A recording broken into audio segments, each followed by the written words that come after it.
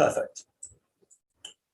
Okay, so welcome to this bite-sized session, how to optimize your menu.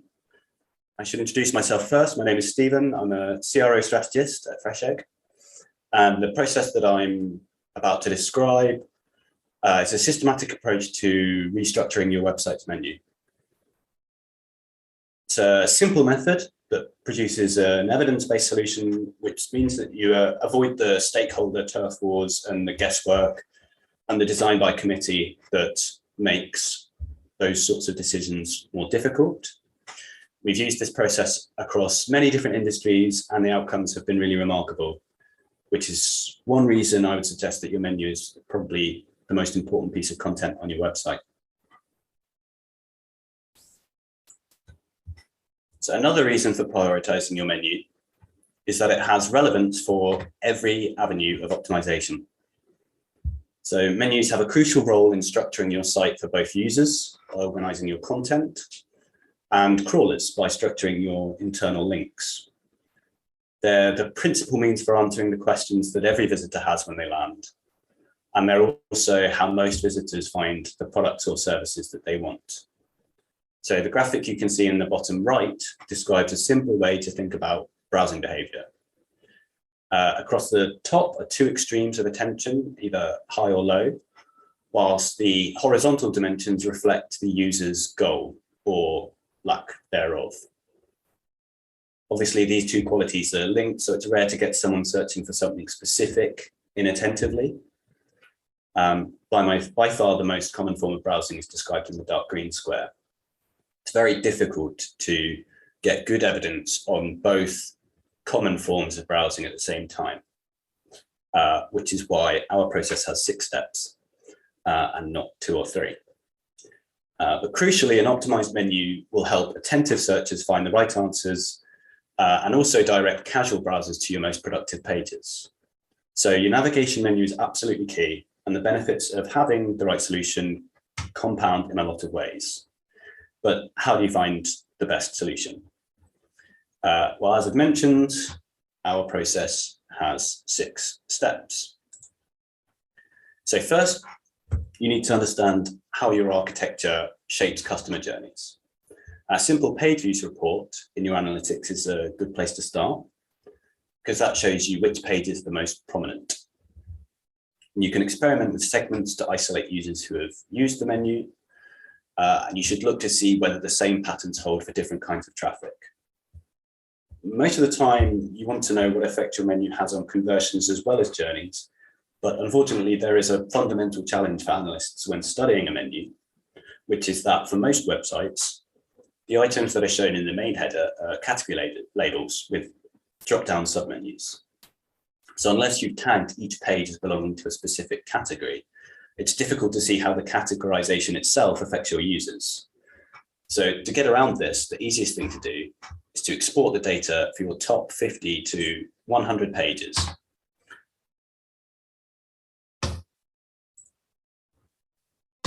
And that way, you can get aggregate scores for each menu category. So you create a spreadsheet with rows for your sampled pages. Then you add a column to the list so that you can type in the relevant menu category. And then once you've done that, you can filter the spreadsheet by menu category and calculate average metrics. Now, alongside the analytics data, there are 3 other really important sources to explore at this stage. The first 2 are your site search and search console data, which provide a fantastic insight into user intent. The other source to explore is the global search volumes for your most relevant keywords. It's a very underused resource in CRO, and I think in optimization in general, because people tend to confess and reveal themselves to search engines in a way that they might not otherwise. And you can find search volumes very easily using the Google Ads keyword finder or with a regular SEO tool. So once you've got a hold of your analytics, you can move on to some user research.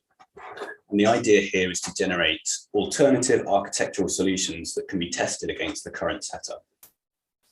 And the first strategy we apply in that direction is card sorting.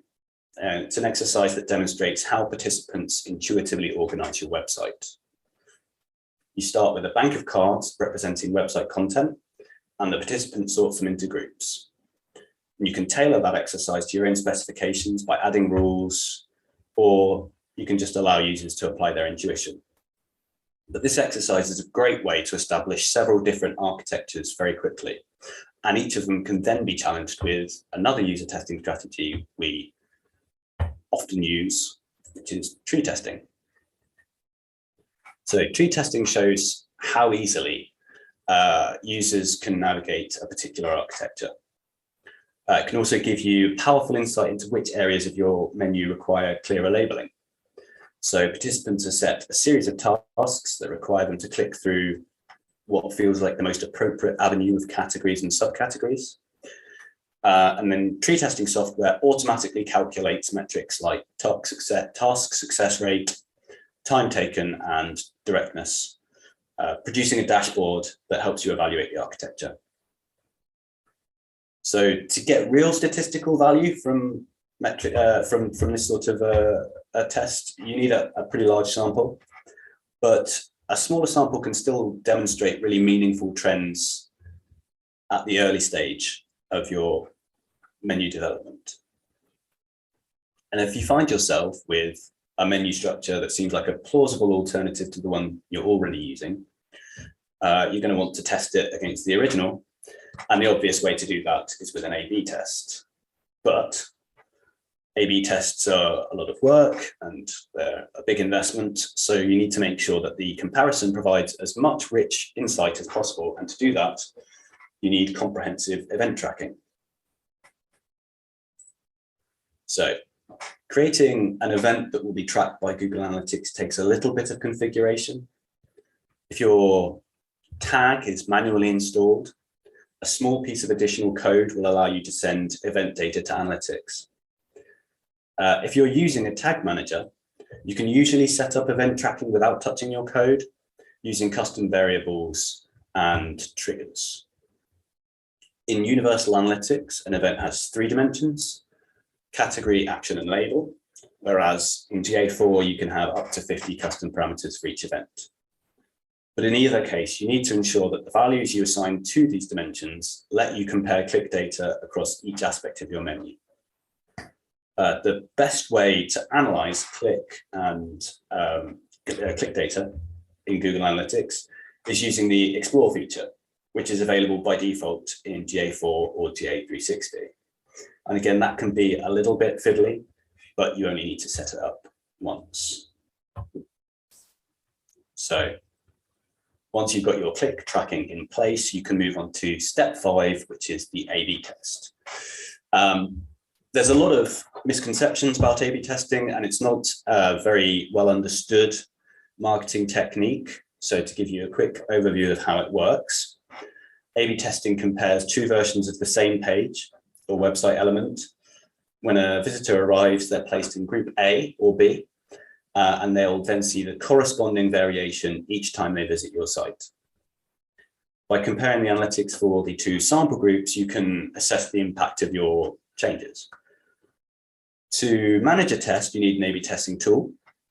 There are lots of options. They each have different strengths. For a menu test, you need a high-performance tool that integrates well with your analytics platform. And you also need a tool that's going to support a reasonably large code file for your test variant. Now, it's critically important that the code for your test variant, the alternative menu that Group B sees, is compatible with the same event tracking dimensions as your original menu. That way you can compare them directly in your analytics platform using the Explore function that we've already described. Now, the conventional way to manage and call an A/B test is to set one metric, like conversion rate, as the primary KPI, and run the test until the uplift for your variant is statistically significant, whether that's positive or negative. You also usually will set a maximum duration that you're willing to allow the test to run, and most people will have a minimum duration as well.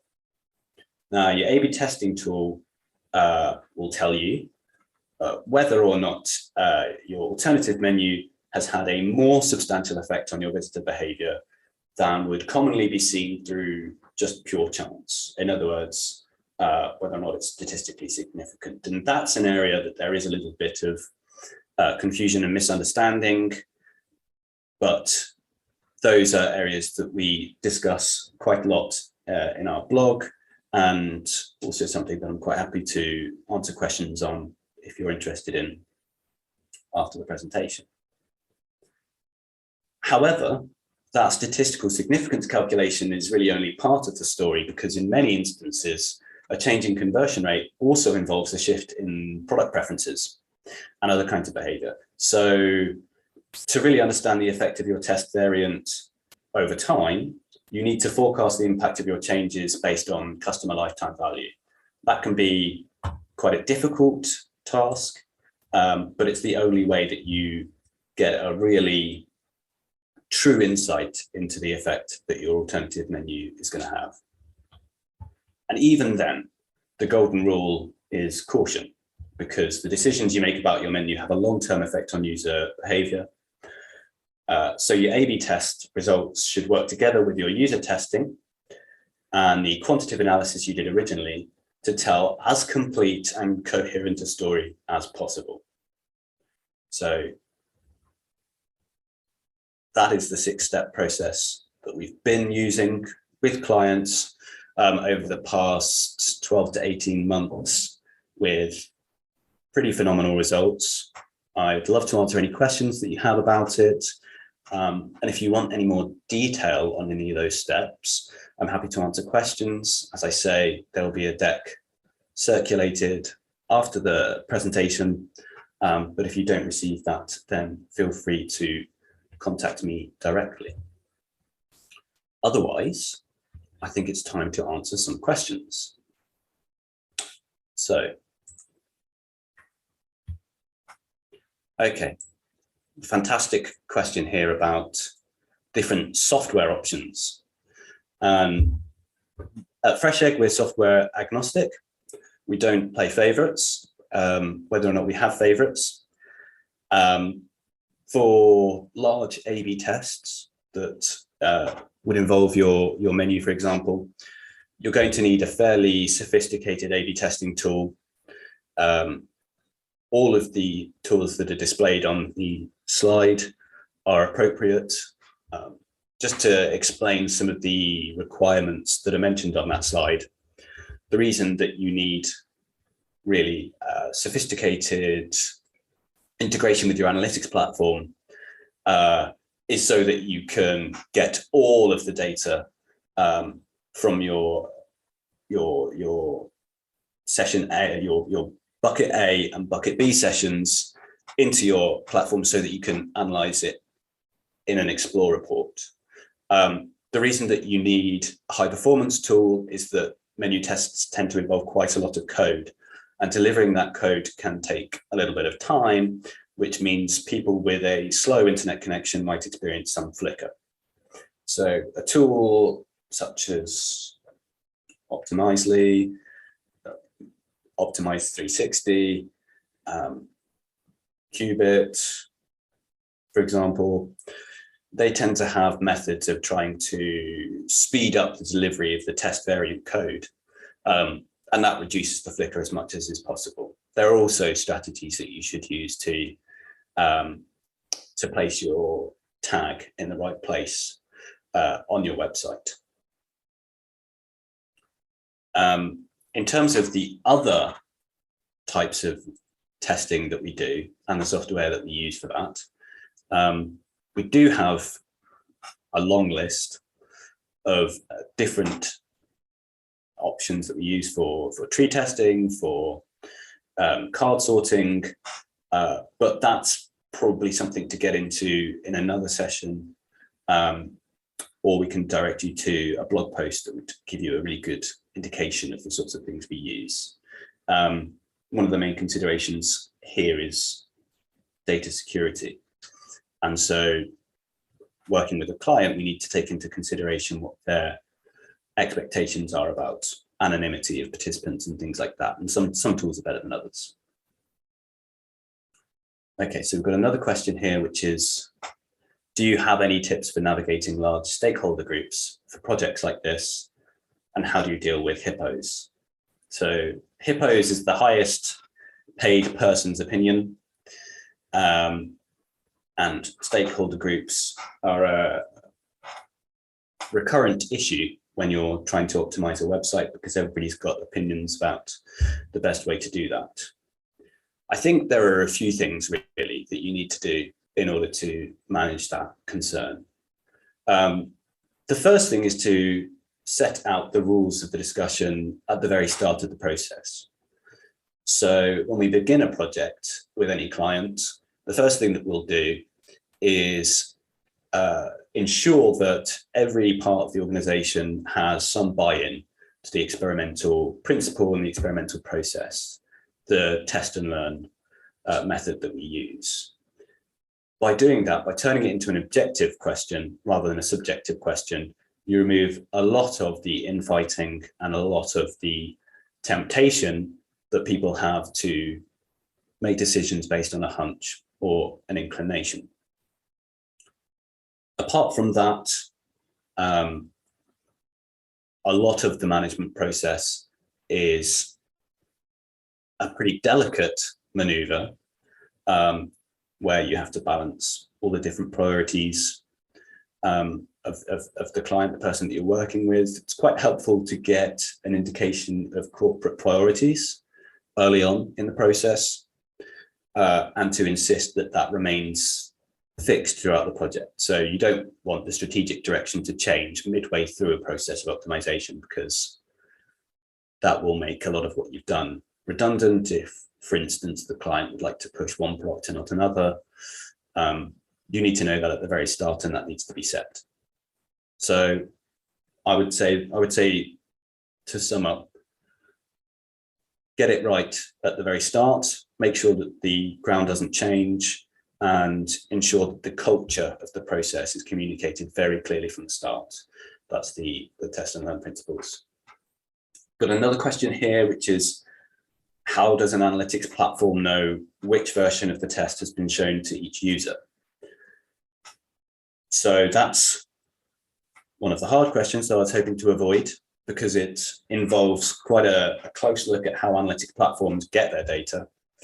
Essentially, every page view and every event that your analytics platform records is due to a bit of code that sends a bundle of information from your browser. Now, A/B testing tool adds one extra, it's actually sent as an event, but one extra bit of information along with that bundle of data, which is the bucket that the user's been placed in, A or B. So when the analytics platform receives it, because it receives all that information, it's able to group aggregate scores and show you statistics for one bucket or the other. That way, you can analyze absolutely everything you need in one Explore report very easily. The one downside is that an analytics platform won't do statistical significance calculations for you. So most of the time you use your testing tool to manage and call the test. But when you want the really fine insights into behavioral changes and things like that, you need that close communication between analytics and testing.